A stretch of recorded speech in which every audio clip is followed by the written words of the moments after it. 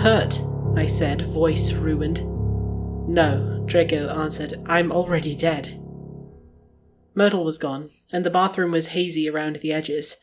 I could still hear the sound of running water, overflowing from the sink to the bathroom floor, but I couldn't see it. Even the tile beneath us became indistinct, further than a few feet. I began, but couldn't finish. "It's all right," Draco hastened to add. "I'm fine, Harry. I'm not in pain anymore." "But you're still here." He swallowed. The lines of his throat rolled, forcing a dollop of blood out from the gash across his windpipe, joining the huge red stain on the collar of his Hogwarts uniform shirt. I couldn't go through the veil. Not when I knew that you... Two truths, each equally horrible. Draco Malfoy was dead, and he had stayed behind for me. I wanted to scream at him for being so short-sighted. I wanted to kiss him breathless in answer to such devotion. I wanted to spend the rest of my life repaying him in kind, but Draco Malfoy was dead, and had stayed behind for me. "You," was all I could manage. "We need to get you out of here," he said, and stood. Blood and water went sluicing down his soaked uniform trousers, dripped from the ends of his fingers. He reached out both hands to help me up. I took them, and held them, and gripped them as hard as I could, and committed the feeling of it to memory, because Draco Malfoy was dead, and I would probably I'd never be able to... "How do we even begin?" I asked. "You mastered the spell that pulled you through the veil the first time," he answered, which was true, but it felt like a distant memory. "I'm not sure I can..." "You can," he said, and gripped my hand back. "You're Harry Potter, for Merlin's sake. You've already defied death twice now. Why not go for the hat trick?" "Without you." The question came tumbling out of my mouth before I could snatch the words back. Still, it needed saying. Because how could I? How could I possibly... "Yes," he said, voice strangled. "Without me. I'm sorry." I shuddered, dropped my head. I had only involved myself with the intent to save him. In the process, I'd fallen in love with him, and still, somehow, one more failure to add to the tally. "Harry, you haven't failed." "You died, Draco. You're dead because of me. I don't even deserve... I'm dead because of the shade. Harry, you..." He made a desperate, heartbreaking sound. A moment later, his hands left mine and found my face instead, forcing my eyes up to meet his. "I know it feels impossible," he said, moving forward. "I know because I've been right where you are. I've been at the bottom of this same pit, sure that I would never be free. How could I be? A decade and a half of regret and self-flagellation, my misery was comeuppance, it was justice. But Harry, that's not how the world operates. The universe does not conspire to punish the wicked any more than it rewards the virtuous. This hell you've convinced yourself you deserve is nothing more than the logical consequence of guilt." His hands were so warm. Unthinking, I reached up and grabbed at them. My thumb found the writer's callus on his ring finger almost immediately, and I pressed it hard, hoping to remember it, to remember everything. And guilt, it has its places and its uses. It can teach us to be better, to be stronger. But what is your guilt teaching you, Harry? What purpose does it serve now, all these years later? A terrible thing happened, and it hurt you dreadfully. It left a wound in your soul, a great, gaping hole, and in the absence of healing, darkness snuck in. His voice was so gentle. I shut my eyes and thought, perhaps some words are worth letting in. And it settled in so deep that you forgot what it meant to live without it. You let yourself believe that it was meant to be there, but it's not. Harry, you were a child too. The sob caught me by surprise. He pressed his forehead to mine. You were just a child, with the weight of the world on your shoulders, and you did the best you could. I beg you, give yourself some small measure of grace. If you cannot make yourself believe it, then believe me. You did everything you could have possibly done. You saved my life. You saved the world. You deserve happiness. How kind you've become, I wanted to say. How wise and how gentle. I love you, I wanted to say also. I love you, I love you. And you deserve to get out of this place. From somewhere far away, a familiar hiss, echoing strangely against wet tile. We both turned our heads toward the sound, but saw nothing. The haziness around us had thickened, darkened to near black. Come on, Draco urged, turning back to me. You know how to cast the spell. You're just doing it from the other side now. I patted myself down with wet, trembling hands. My wand was where I'd always kept it during my Hogwarts days, in the front pocket of my robes. I drew it out. Do you need to go through with me? I can get through the veil on my own now that I'm... He swallowed. I can get through. I'll meet you on the other side. I'll stay with you as long as I can. My stomach was in knots. And from the darkness that now shrouded us, another long hiss came rattling. Go, Draco urged, and I forced my eyes forward. I closed them tight and began the incantation. The hissing was getting louder and louder. It was a long spell to cast, and I could feel the darkness pressing in, crawling up my skin like spiders, beating on my brow like a cold sweat. You stay the fuck away from him, Draco said. I did not want to think about to what. You keep your claws out of him, you vulture. Another hiss, so loud that it rattled through my jaw. I grit my teeth and pushed.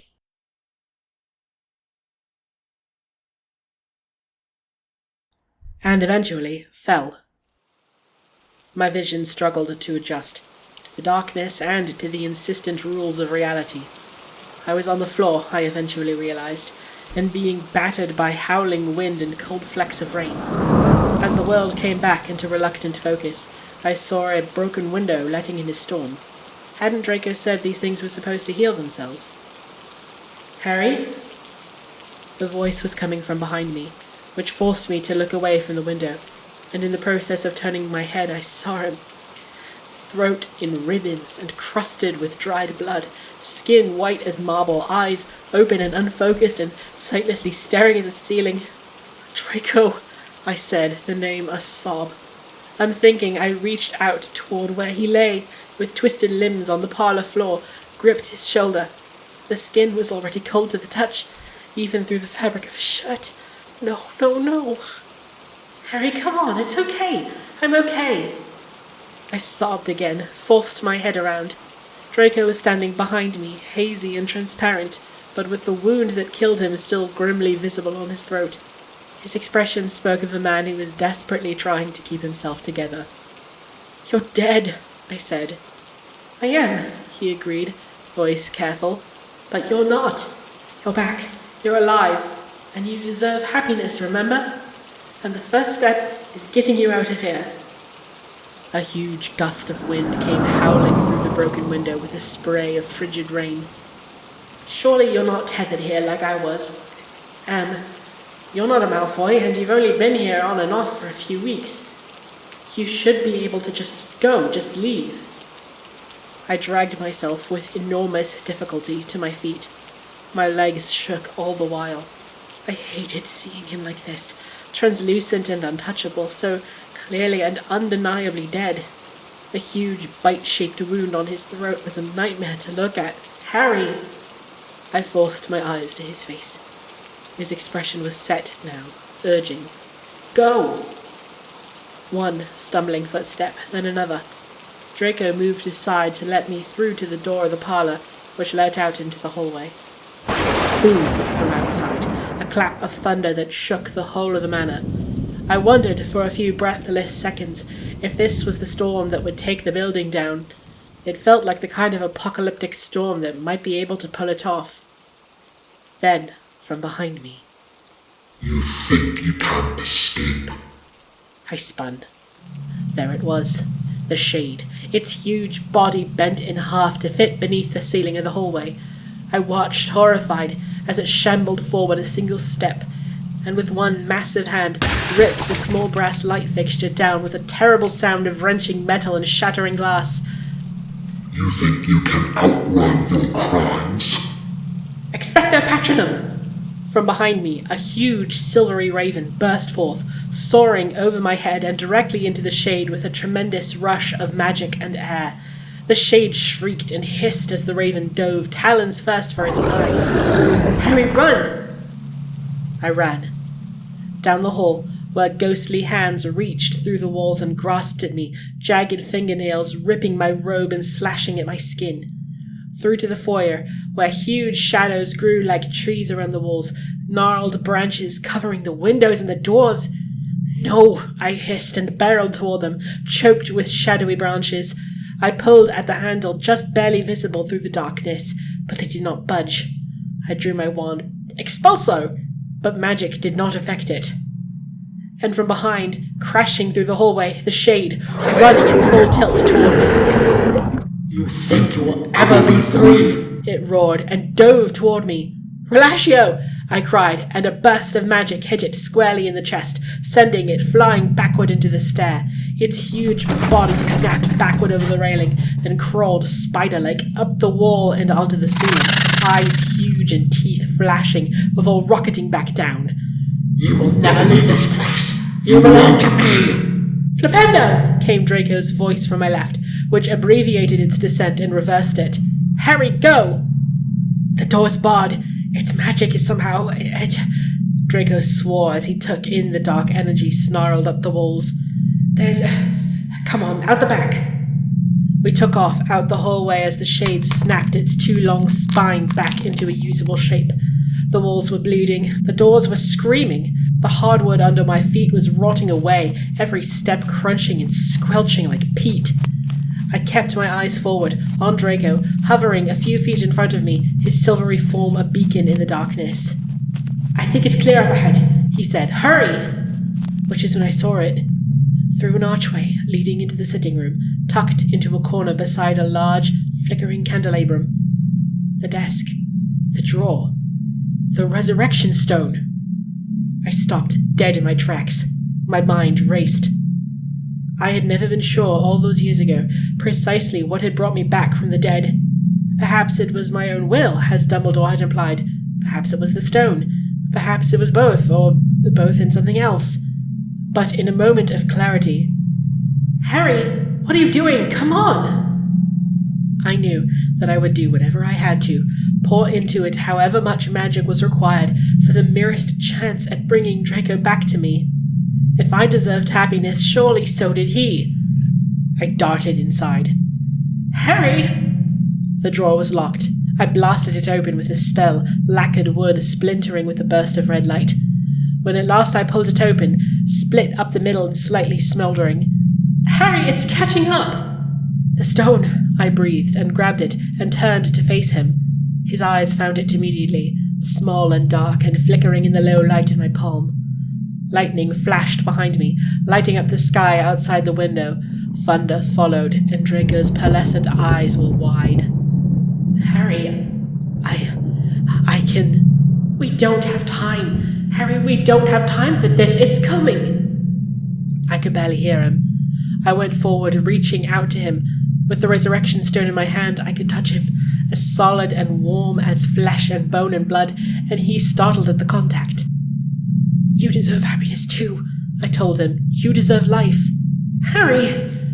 The shade shrieked, a terrible sound like metal on metal. Another light fixture exploded at the end of the hallway, as it folded itself into it and came scrambling down it, toward us. I ducked down under the archway into the room, and my mind raced.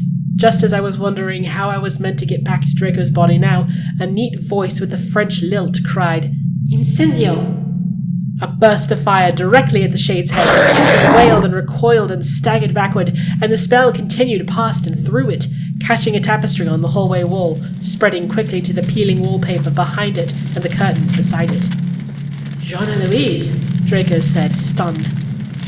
She was hovering in the far corner of the room, expression serene. Calm silver eyes turned to me first, and then to Draco. "I'm sorry," she said, though I wasn't quite sure who was the intended recipient of the apology. "But this has gone on long enough. This shade must be stopped by any means necessary." The fire was spreading, wholly engulfing the curtains on the hallway window and licking at the now blackened ceiling. The room was filling with smoke, and there was a concerningly loud crack of what sounded like heavy wood. "Grandmaman," Draco said sadly, "if the manor burns—" "I know," she interjected. "I overheard your conversation about it. I have no fear of what awaits me on the other side of the veil, cher. I have longed for it for over a century, but you—" Her eyes once again moved, back to me. "If you have intent to use that stone of yours," she said, "you'd best do so quickly. I'm not the only ghost in this manor." Another crack, louder than the last. Thunder, I wondered, or a support beam fracturing in half under the heat of the rapidly spreading fire. I did not have the luxury of time to find out. I ran. "Harry!" Draco cried, but I was already ducking under the blazing hot fire and returning down the hallway in the same direction from which I'd come.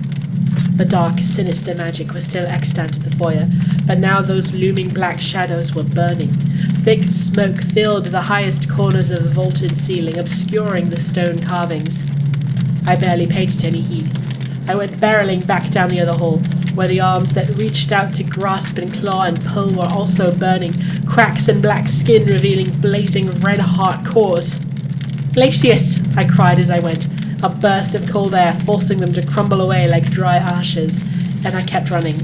"Harry, this building is burning down!" Draco was crying from somewhere behind me. "Please! You have to get out. You can't afford to waste this kind of time." "It's not wasted time," I gasped, too quietly to be heard over the fire that I could now hear roaring in the floor above me. I coughed against the acrid smoke in the air, but went on, heedless, into the parlor where— "You cannot escape!" The shade, so tremendously tall, and now blazing throughout with fire, black eyes melting out of its skull, skin flaking off in huge sheets that smoldered as they shed. My hand flexed around my wand, and my mind raced. Its fire was catching too, blackening the ceiling and filling the parlor rapidly with thick smoke. It came forward, staggering over Draco's corpse, its limbs unsteady, crumbling slowly in the fire. "You are mine!" "The fuck are you?" I hissed, and thought of Draco, alive and happy and smiling in the sunlight. Draco in a cafe in Calais, scribbling in a notebook when he thought I couldn't see him, desperate to get out just a few more words of his next novel. Draco at the Burrow for Christmas with Narcissa, a little awkward and unsure, but so grateful to be included, healing up all the wounds of his self-imposed isolation one by one with light and laughter and family. And I was with him.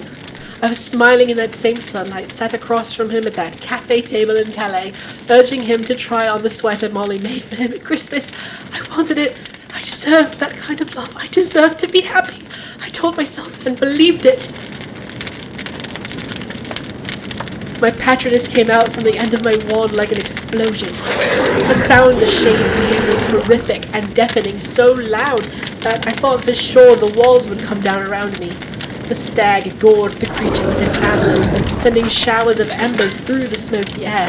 It screamed again, and twisted and shriveled up, and then, with a pathetic little whimper, disappeared. I lowered my wand. My hand shook, my eyes burned. My patroness turned its inscrutable silver eyes to me, then bowed its head and vanished. "Harry," Draco said when he floated through the opposite wall a moment later. "What?" In my left hand, the resurrection stone began to vibrate. I lifted it up, and when I opened my fingers, could hear a high, warbling hum, like it was waiting, like it knew. I looked up at Draco. Draco stared back, but didn't move. "This building is burning down," he said, voice thready. "Then we should be quick." "Harry!" scared Malfoy. His ghostly form shuddered, flickered, and warped. The manor was surely mostly on fire by now. I wasn't sure how much more time we had.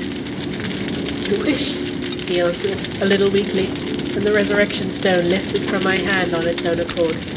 It floated slowly through the smoke, trembling with magical energy. and Draco matched its pace. They met together in the middle, just over the corpse still sprawled across the floor in a pool of congealed blood. As the magic became louder and louder, I could see beams of dazzling light breaking through the surface of the resurrection stone, like it was fracturing apart under its own magic. And suddenly I understood. This hallow was a one-time use, that it had never been used before. Not the way it was intended to be used, anyway. Light burst in all directions as the stone pressed itself into the center of Draco's translucent chest. His head fell back, and then his whole form descended slowly into the corpse on the floor. Brighter and brighter, louder and louder, a lighthouse in the fog. Draco's corpse shuddered awake, spitting blood and choking on smoke. The spell holding my senses captive broke, and I dove to his side. The wound on his neck was still bleeding. The house was still burning around us. But, hang on, I begged him, and picked up his freezing, shuddering body in both arms. Just hang on a little longer, love, please.